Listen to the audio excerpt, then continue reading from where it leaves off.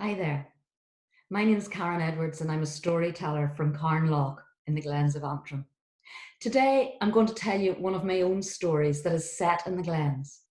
But first of all, just to create a bit of atmosphere, I'm going to play a very ancient Irish air called the Coolin on my low D whistle.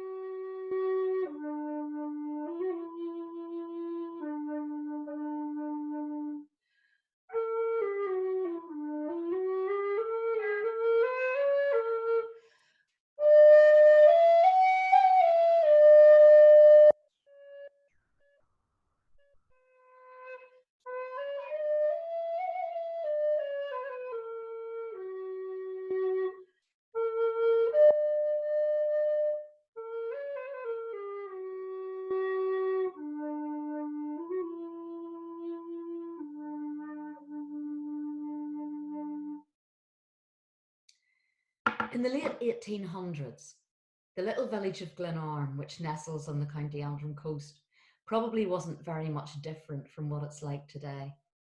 But there was a family that lived there at that time, the McNeils, and one of their children was called Eoin. He was about 10 years of age. He was third on the sibling ladder. First there was Maggie, then Agnes, then Eoin, then James, Eugene, and the baby little Teresa, who was still being breastfed by her mother. Mrs. McNeil was a typical Catholic matriarch, very strict, didn't take any nonsense, and didn't really show much physical affection for her children, but instead placed hearty dinners on the sturdy wooden kitchen table each evening. When he could escape the list of chores that his mother had set for him, Eoin used to love to roam free in the glens. He loved the peace and the solitude, a welcome contrast to the hectic atmosphere of the McNeil kitchen household. He would roam down through those hills, through the beech, the oak, the ash, the elder, whose roots intertwined on the slopes as they swept down towards the sea. On this particular day, the sun was shining.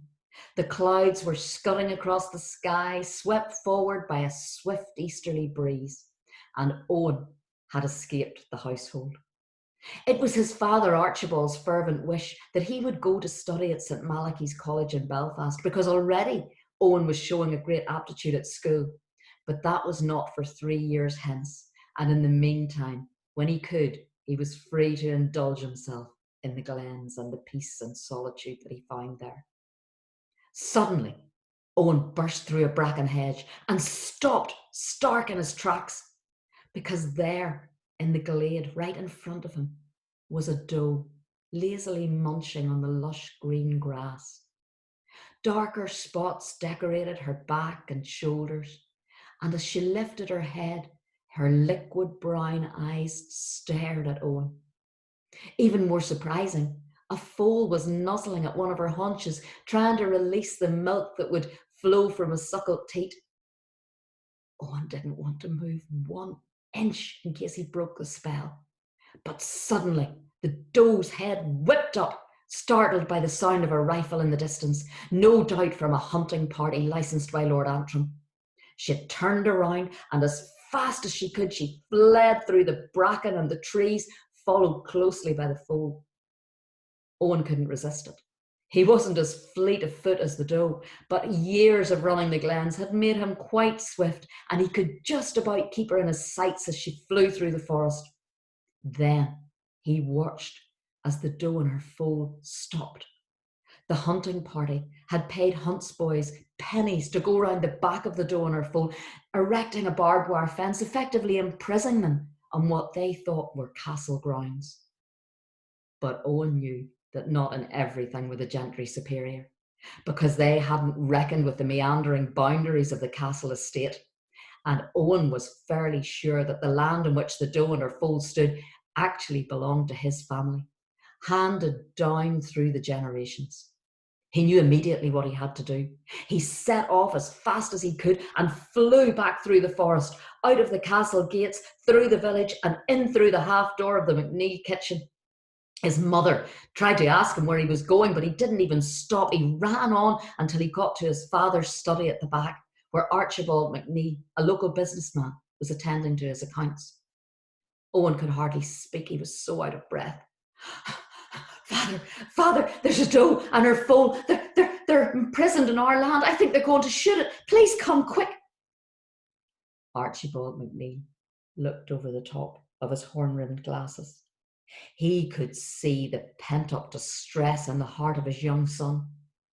Carefully, but not reluctantly, he placed his quill back in the inkwell.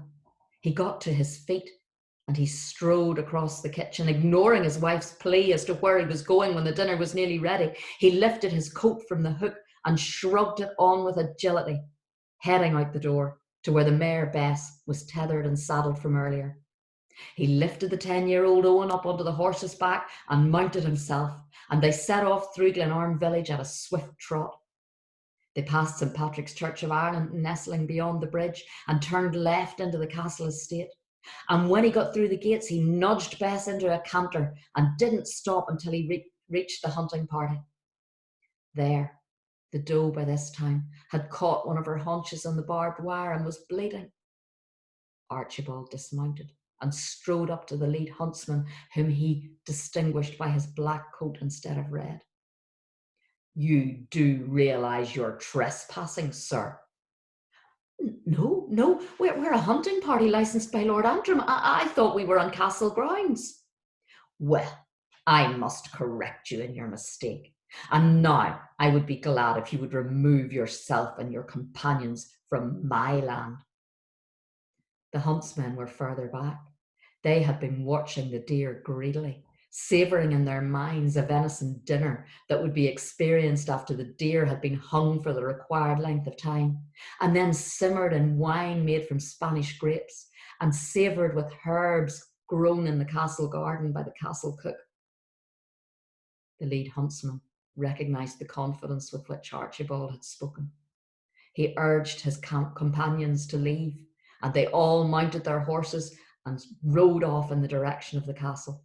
They would have to settle for rabbit stew. In the meantime, Archibald and Eoin, they got the wire fence and rolled it up. The doe looked at them suspiciously, but when she saw that her way was clear, she limped off into the forest, closely followed by the foal. Eoin looked up at his father. "Thank you, Father. They would not have survived if it hadn't been for you." "It was nothing, son. I'm glad you called me." And he lifted the young Eoin up onto the horse's back, mounted himself, and turned Bess's head for home. Thank you.